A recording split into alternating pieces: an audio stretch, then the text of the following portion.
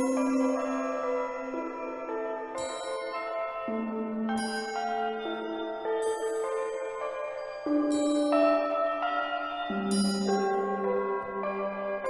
रघुनंदन, जय श्री राम। मैं हनुदास एक बार फिर से आप सभी लोगों का हार्दिक स्वागत करता हूं हमारे YouTube channel the mystery of मॉर्टल talks में। दोस्तों, आज की इस वीडियो में एक बार फिर से चिरंजीवी गुरुपिता श्री हनुमान जी की वाणी गूंजने वाली है, क्योंकि दोस्तों आज की इस वीडियो में हम कली हनुवाणी के तीसरे अध्याय पर चर्चा करने वाले हैं, जिसका शीर्षक है जल कन्या। बहुत ही विचित्र सा नाम है जल कन्या। आखिर जल कन्या क्या होती है? अंग्रेज़ी में इस शब्द को हम ममेट कहते हैं।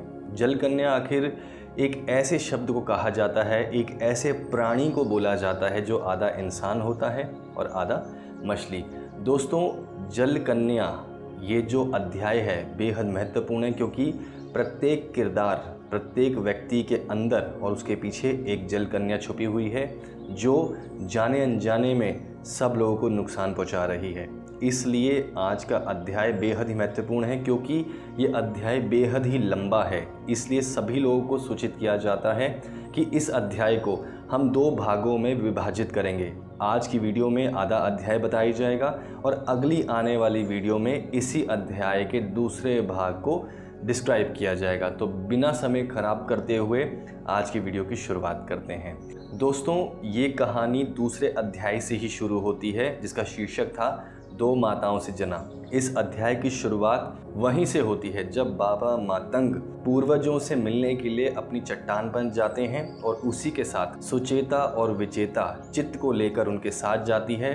दरअसल उनके बीच में चल रहे झगड़े को सुलझाने के लिए ही चिरंजीवी गुरुपिता ये चमत्कार करते हैं। लेकिन जब वहाँ पर सारा कार्यक्रम खत्म हो जाता है, चिरंजीवी गुरुपिता श्री हनुमान जी बाबा मातंग को चित्त के पिछले जन्म की कहानी सुना देते हैं और उनके बीच में चल रहे झगड़े को समाप्त कर देते हैं। साथ ही रहस्य खोलते हैं कि 2 माताओं से जन्मा ये जो चित्त नाम का जो लड़का है, इसे किस प्रकार से 2 माताओं से जन्मने का सुख प्राप्त हो रहा है।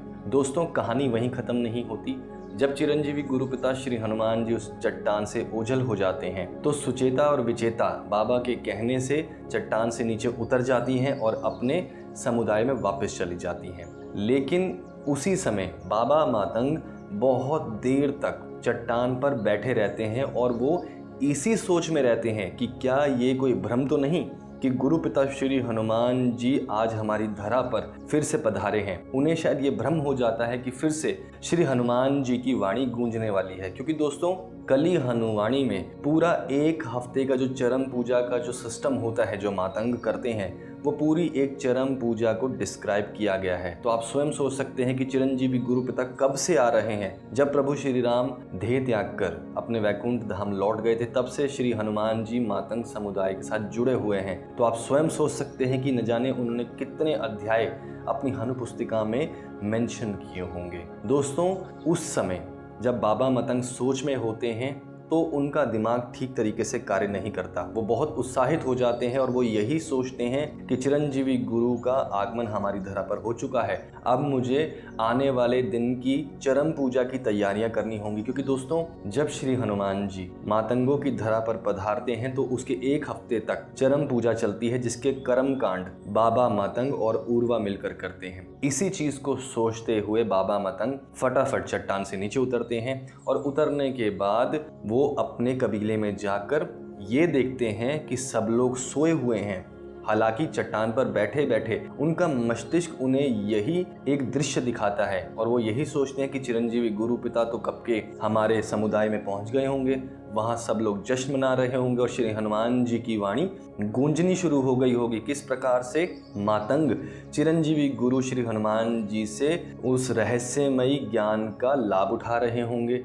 तो जब वो अपने समुदाय में पहुंचते हैं, जब वो अपने कबीले में पहुंचते हैं, तो वो देखते हैं कि सब लोग सो रहे होते हैं सिवाय उनकी पत्नी को छोड़कर। माता मातंग अपनी झोपड़ी के बाहर एक पत्थर पे विराजमान होती हैं। उनके ठीक सामने एक आग जल रही होती है और वो बाबा का इंतज़ार कर रही होती है। आग लगभग बुझने वाली होती हैं कि उसी समय बाबा वापस आते हैं और माता मतंग से यही पूछते हैं कि क्या चिरंजीवी गुरु पिता अभी तक यहाँ पर नहीं आए हैं? सुचेता और विचेता कहाँ हैं जिनके हाथों मैंने ये संदेश भिजवाया था कि चिरंजीवी गुरु पिता श्री हनुमान जी का आगमन हमारी धरा पर हो चुका है। आप लोग यकीन नहीं करेंगे, माता मतंग को बाबा के कहे हुए एक भी अक्षर सुनाई नहीं देता और ना ही उनके होठों में हलचल होती है। क्योंकि दोस्तों, मुख्य धारा के लोग, हम और आप जैसे जो लोग हैं, उनके कार्य कौन निर्धारित करता है? या तो सुर, या तो असुर, या फिर श्रापित आत्माएं। क्योंकि दोस्तों, जब हमारे मन में या हमारे मस्तिष्क में थॉट डाला जाता है कि हमें ये कार्य करना है, ये कार्य करना है,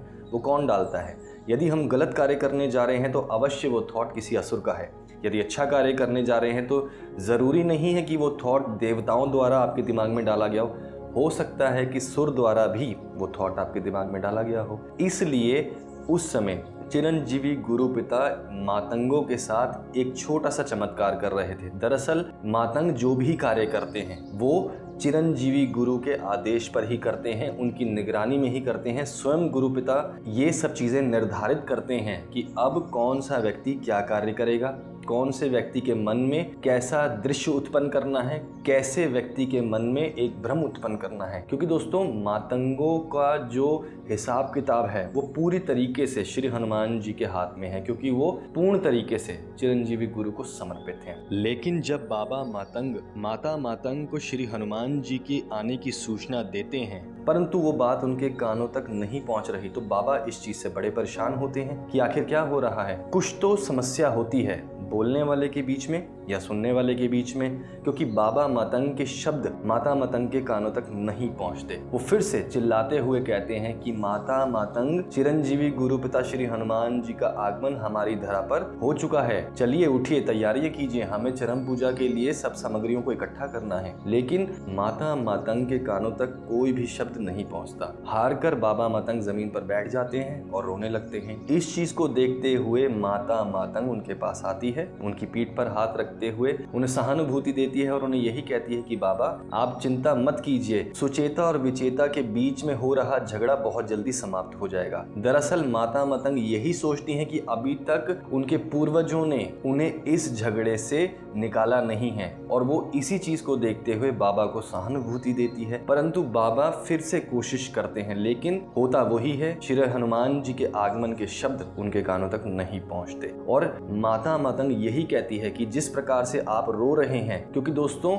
जब बाबा मतंग विचलित होते हैं और वो समझ जाते हैं कि श्री हनुमान जी के आगमन की खबर मैं माता मतंग तक नहीं पहुंचा पा रहा, तो वो इसलिए रोना शुरू कर देते हैं। और माता मतंग उन्हें यही बताती है कि जिस प्रकार से आप रो रहे हैं उसी प्रकार से थोड़ी देर पहले सुचेता और विचेता भी फूट फूट कर रो रही थी। वो कुछ कहने की कोशिश कर रही थी, परंतु उनके शब्द मेरे कानों तक नहीं पहुंच रहे थे और रोते रोते ही वो अपने खेमे में चले गई। और अब आप उसी प्रकार से ये कार्य कर रहे हैं। चिंता मत कीजिए बाबा, उन दोनों के बीच का झगड़ा बहुत जल्दी सुलझ जाएगा। हो सकता है आपके पूर्वज बहुत जल्दी इस विषय में आपकी सहायता करें। इतना कहते हुए माता मतंग अपनी आंखें मलती हुई अपनी झोपड़ी में चली जाती है विश्राम करने के लिए। बाबा मतंग बड़ी सोच में होते हैं कि आखिर ये क्या हो रहा है, क्या कोई शत्रु शक्ति है जो हमें श्री हनुमान जी के आगमन की सूचना देने से रोक रही है। उसके बाद वह ध्यान लगाकर अपनी इंद्रियों को काबू में करते हैं तो उन्हें भान होता है कि जब तक श्री हनुमान जी स्वयं नहीं चाहते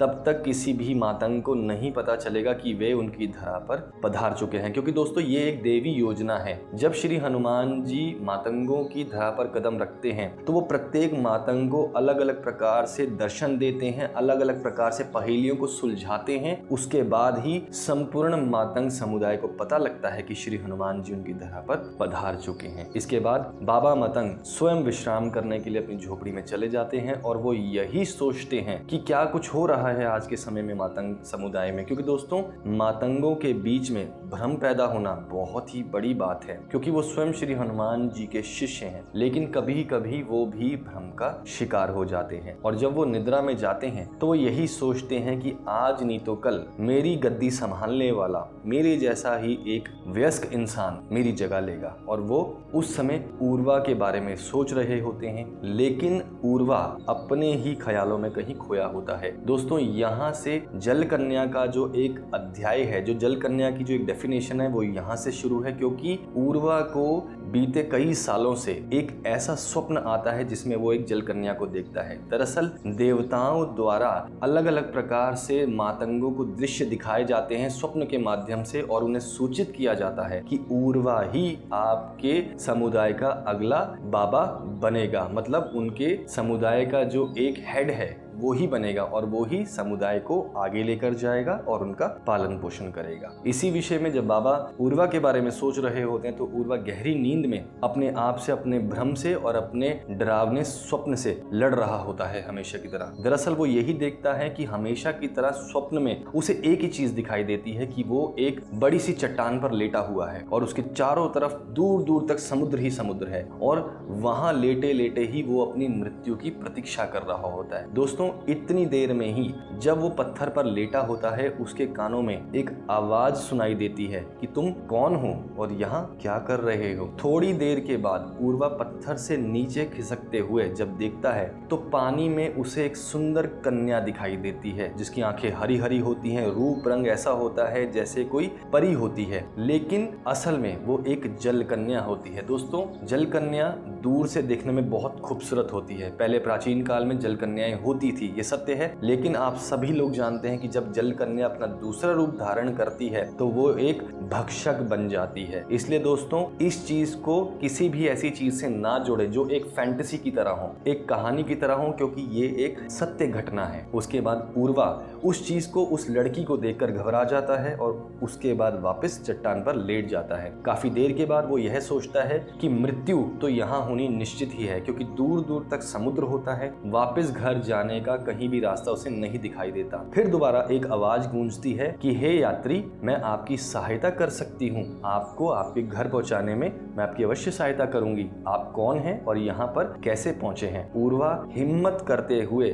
फिर दोबारा उस लड़की के पास जाता है और उसकी आंखों को देखते हुए वो मोहित हो जाता है। अब यहाँ पर जल कन्या के बीच में और उर्वा के बीच में जो वार्तालाप होती है, इस चीज को बहुत ध्यान से सुनेगा। उर्वा कहता है कि मैं यहाँ पर लंबे समय से फंसा हुआ हूँ, घर वापस जाने का कोई रास्ता नहीं है, दूर दूर तक समुद्र है, मैं उस रास्ते की तलाश में हूँ जहाँ से नौकाएं आती जाती हैं। मैं उन नौकाओं के जरिए अपने घर जाना चाहता हूँ क्योंकि मेरा परिवार मेरा इंतजार कर रहा होगा। और इतने में ही जल कन्या उससे कहती है कि आप चिंता ना करें, मैं आपको उस रास्ते तक जरूर पहुंचा दूंगी जहां से नौकाएं आती जाती हैं, और वो आपको देखते ही निश्चित ही आपको आपके घर पहुंचा देंगे। परंतु इस चीज में आपको मेरी सहायता करनी होगी, आपको मुझे इस पानी में से बाहर निकालना होगा। यदि आप पानी में मुझे बाहर निकालने में सक्षम हो गए तो हम दोनों यहाँ से बिल्कुल सुरक्षित घर जा सकते हैं, क्योंकि वह एक आत्मा है, किरदार नहीं है। एक आत्मा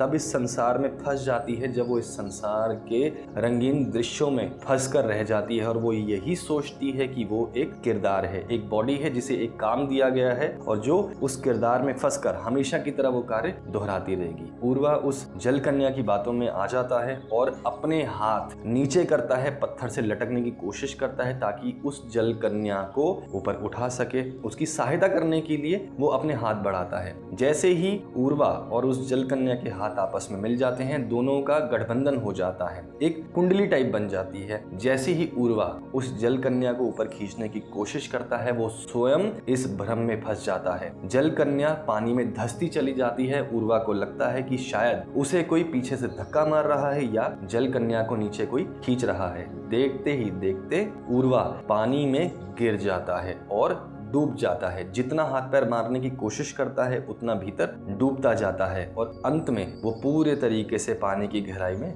डूब जाता है। उसे ऐसा लगता है कि किसी राक्षस ने उसके गले में एक घड़ा भरकर पानी डाल दिया हो, जिसकी वजह से उसकी सांस घुट गई है। लेकिन कुछ समय के बाद जब उर्वा सुचेत होता है, जब उसे चेतना आती है, तो वो ये देखता है कि वो पानी में श्वास ले रहा है। दोस्तों यहाँ पर एक छोटे से रहस्य को उजागर करेंगे। मुख्य धारा के लोगों को समझना थोड़ा कठिन होगा, परंतु एक मछली जो एक फिश होती है नॉर्मल, वो पानी में ही क्यों रहती है? जब हम उसे पानी से बाहर निकालते हैं वो तड़प तड़प कर क्यों मरती है? क्योंकि दोस्तों पानी मछलियों के लिए एक ऐसा अदृश्य संसार है जिसमें वो खुले तरीके से विचरण करती हैं। जो एक तरल पदार्थ है वो उन लोगों के लिए है जो मुख्य धारा के लोग हैं, जैसे हम और आप। हमारे लिए वो पानी है, एक तरल पदार्थ है, एक द्रव है, परंतु मछलियों के लिए वो एक गैस है जिसमें वो स्वयं खुले तौर पर विचरण करती हैं, और जैसे ही हम उन्हें बाहर निकालते हैं तो वो इस बाहरी लोक में आकर फंस जाती है, उन्हें घुटन होती है जिसकी वजह से उनकी मृत्यु होती है। लेकिन यदि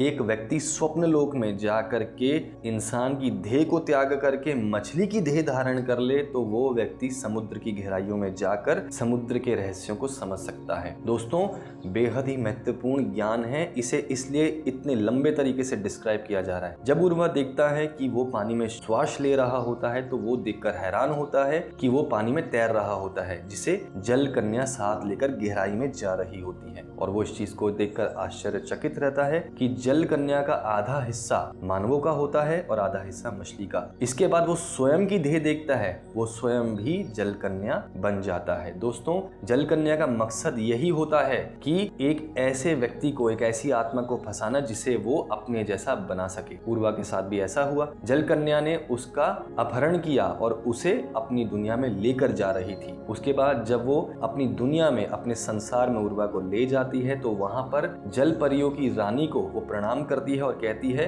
कि हे मछलियों के संसार की रानी, मैंने अपना कार्य पूर्ण किया, ये लीजिए, मैं एक नए व्यक्ति को आपके सामने प्रस्तुत करती हूँ और आज मेरा वंश बढ़ाने का जो कार्य है वो संपन्न हुआ। मनुष्य संभोग करके अपने परिवार को बढ़ाते हैं और सारी उम्र उनकी पालन पोषण करते हैं। जल कन्याओं में ऐसा नहीं होता। जल कन्याएं किसी एक मानव का, किसी एक आत्मा का अपहरण करती हैं और उसके बाद उन्हें अपने जैसा तब्दील कर कर अपने वंश को आगे बढ़ाती हैं। वो संभोग नहीं करती। परंतु जब उर्वा देखता है कि जल कन्या ने उसके साथ छल कपट से उसे फंसा करके उसे जल कन्या में तब्दील कर दिया है तो वो बहुत क्रोधित होता है और जल कन्या को बहुत अपशब्द बोलता है, जिसकी वजह से वो बहुत क्रोधित होती है और जल कन्या उससे झगड़ा करने लगती है और कहती है कि हे मूर्ख प्राणी, मैं तो ये समझी थी कि आप मुझे ऊपर उठा लेंगे और मैं भी आपकी तरह मानव की देह में तब्दील हो जाऊंगी और स्वतंत्रता पूर्वक यहाँ से बाहर निकलने में मुझे सफलता मिलेगी। परंतु हे मूर्ख प्राणी, आप तो स्वयं यहाँ आकर फंस गए हैं और अब आप स्वयं जल कन्या की देह में परिवर्तित हो चुके हैं। दरअसल वो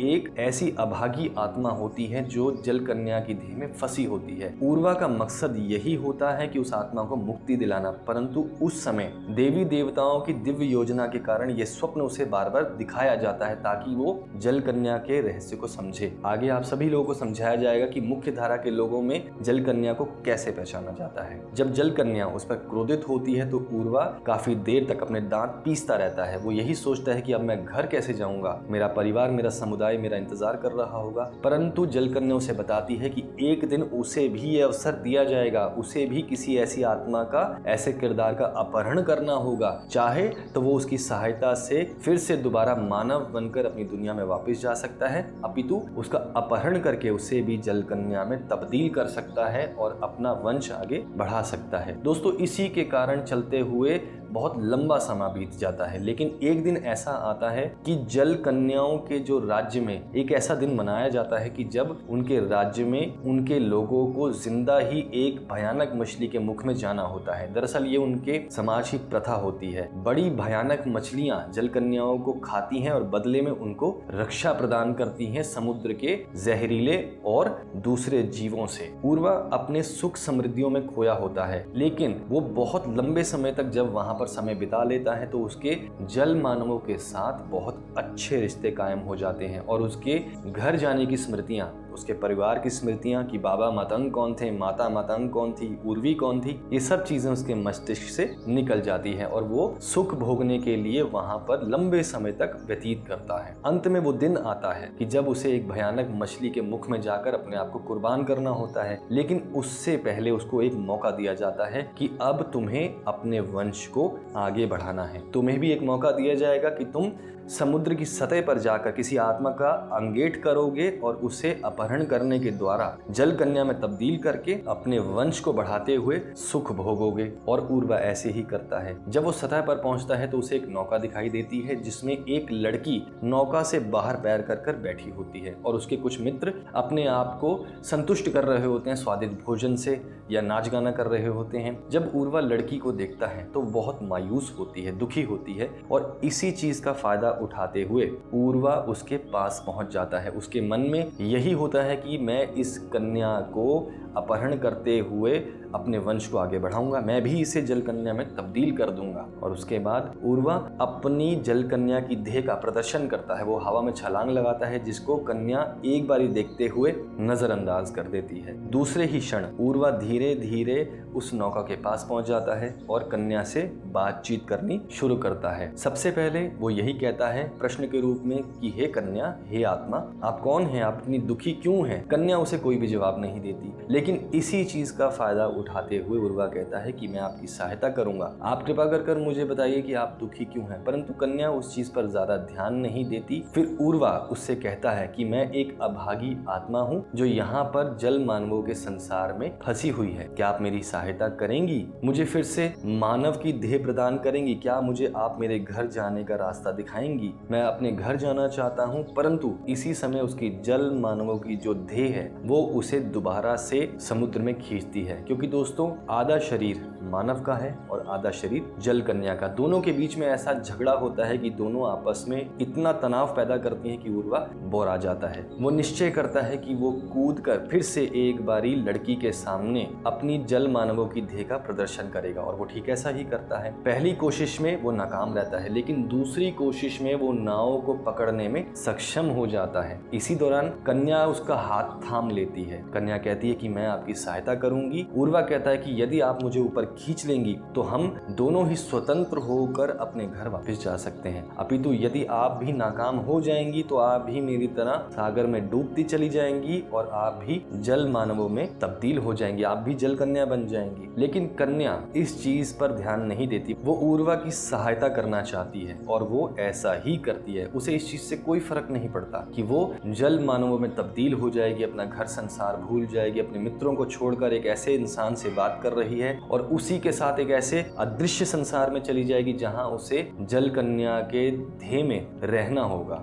और उसे भी एक दिन एक ऐसी आत्मा का अपहरण करते हुए अपने वंश को आगे बढ़ाना होगा। परंतु इस चीज को नजरअंदाज करते हुए कन्या उर्वा का हाथ थाम लेती है, लेकिन कन्या उसे ऊपर खींचने में असफल रहती है, क्योंकि उर्वा की देह का भार इतना होता है कि जिसकी वजह से कन्या उसके भार को नहीं संभाल पाती और अंत में कन्या स्वयं पानी में गिर जाती है और उसी के बाद वो स्वयं जल कन्या में तब्दील हो जाती है। उर्वा का कार्य संपन्न होता है और इसी से वो अपने वंश को आगे बढ़ाते हुए अगले कई और सालों तक सुख भोगता है। लेकिन जब वो दृश्य आता है, जब वो दिन आता है कि जब उसे एक भयानक मछली के मुख में जाकर अपने आप को कुर्बान करना होता है अपने वंशजों के लिए, अपने इस जल मानवों के परिवार के लिए, उसी समय उसका सपना टूट जाता है। दोस्तों ये कहानी उर्वा के सपने की है जो देवताओं द्वारा उसे दिखाया गया है, क्योंकि दोस्तों बहुत से ऐसे मातंग हैं जिन्हें किसी खास कार्य के लिए चुना जाता है। जैसे उर्वा को बाबा मतंग घोषित किया जाना है, ये स्वयं देवी देवता ही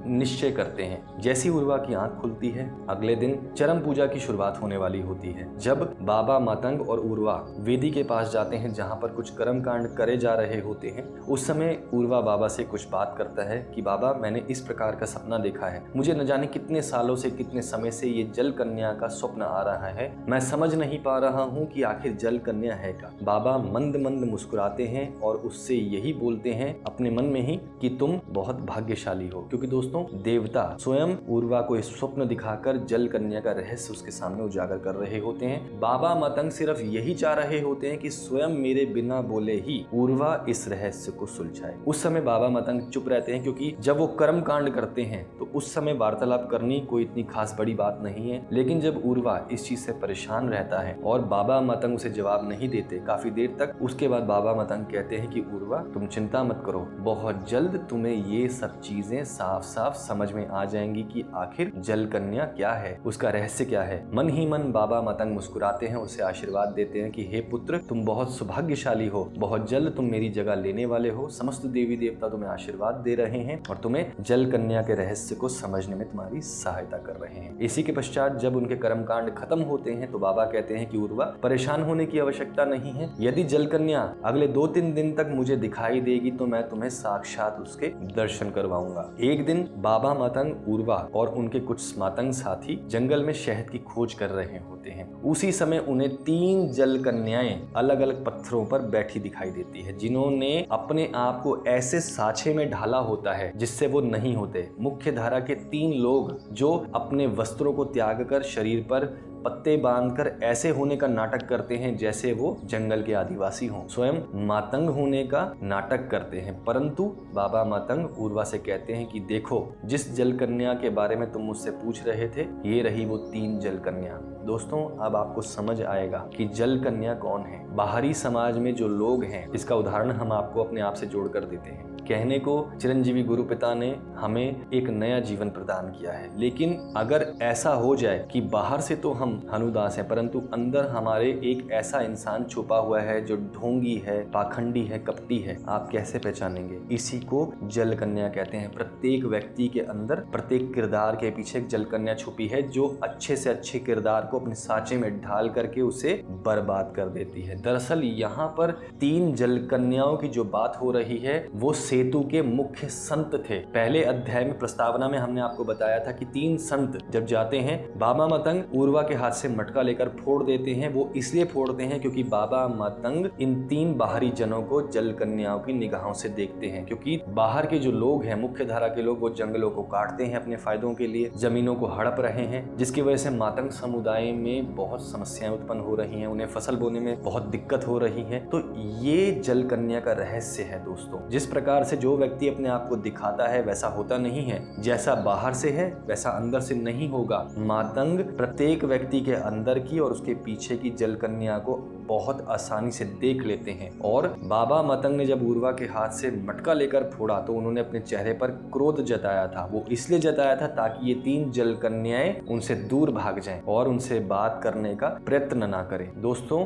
ये जल कन्या का एक छोटा सा रहस्य है। कहने का मतलब, आप एक ऐसे इंसान से मिलते हैं जिसको आप जानते नहीं हैं, जिसके बारे में आप कुछ भी नहीं जानते, उससे वार्तालाप करते हैं, आप उससे ऐसे घुल मिल जाते हैं जैसे आपका सदियों से रिश्ता हो। धीरे धीरे वो व्यक्ति आपके परिवार के साथ जुड़ता है, आपको अपने हिसाब से अपने साँचे में ढालने की कोशिश करता है। धीरे धीरे आप भी उसी व्यक्ति की तरह हो जाते हैं। ये है जल कन्या का रहस्य। अच्छे लोगों की संगत करेंगे तो अच्छे बनेंगे, बुरे लोगों की संगत करेंगे तो बुरे बनेंगे। ये कलयुग है दोस्तों, जो दिखता है वो होता नहीं है, याद रखिए। समझने में थोड़ी सी समस्या अवश्य आएगी, लेकिन अगर इस चीज को समझना चाहते हैं पूर्ण रूप से तो पवित्र ग्रंथ कली हनुमानी का अध्ययन कीजिए। दोस्तों, चिरंजीवी गुरु श्री हनुमान जी ने बहुत से रहस्य खोले हैं इस संसार के। आज हम साफ कहते हैं कि वेद, पुराण, शास्त्र, उपनिषद में भी ये चीज़ें गायब कर दी गई हैं। क्यों?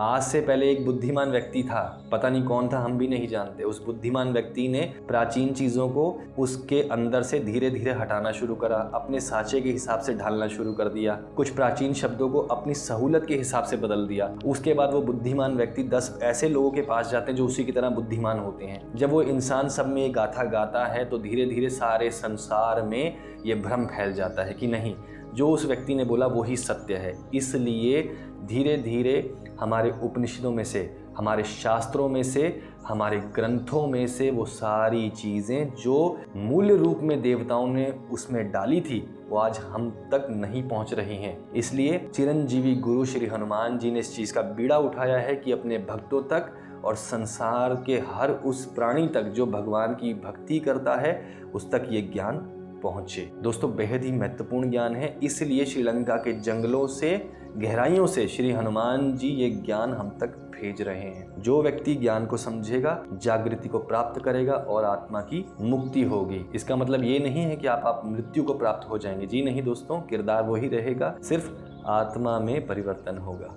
कौन बता सकता है कि ये प्रभजोत सिंह की आत्मा है या हनुदास की? कोई नहीं बता सकता, परंतु सिर्फ वो परमेश्वर जानते हैं। किरदार की स्मृतियां वही रहेंगी, परिवार की स्मृतियां वही रहेंगी, पूरी दुनिया की स्मृतियां भी वही रहेंगी, परंतु आत्मा और परमात्मा के बीच में जो रहस्य है ये बेजोड़ है। इसे समझना नामुमकिन है, परंतु जो किरदार आत्मा के साँचे में ढल जाते हैं वो धीरे धीरे उन परम सत्य को प्राप्त होते हैं और अंत में मुक्ति प्राप्त करते हैं। ये था जल कन्या का एक छोटा सा रहस्य। अगली वीडियो में इसी अध्याय का जो एक दूसरा पड़ाव है वो आपको सुनाया जाएगा, क्योंकि अध्याय 15 पेजेस का है, बहुत बड़ा है, समय लगता है, और जब आज्ञा होती है तब वीडियो बनाई जाती है, आप सभी लोग जानते हैं। ज्यादा से ज्यादा वीडियो को लाइक करें, शेयर करें और चैनल को सब्सक्राइब करें, और Amazon पर जाकर पवित्र ग्रंथ को प्राप्त करें। वीडियो के डिस्क्रिप्शन में लिंक दिया हुआ है, स्वयं पहुंचे और श्री हनुमान जी को गुरु अवश्य धारण करें, क्योंकि गुरु बिना ज्ञान नहीं। अगर किसी व्यक्ति के जीवन में अंधेरा है तो अंधेरा बहुत जल्द खत्म हो जाएगा, क्योंकि हर अंधेरे के बाद उजाला आता है, और श्री हनुमान जी एक उजाले की किरण की तरह ही उस आत्मा के जीवन में कदम रखते हैं। इसलिए दोस्तों, बहुत जल्द आप सभी लोगों से दूसरे अध्याय के दूसरे पड़ाव पर मिलेंगे। तब तक के लिए जय श्री राम, जय बजरंगबली।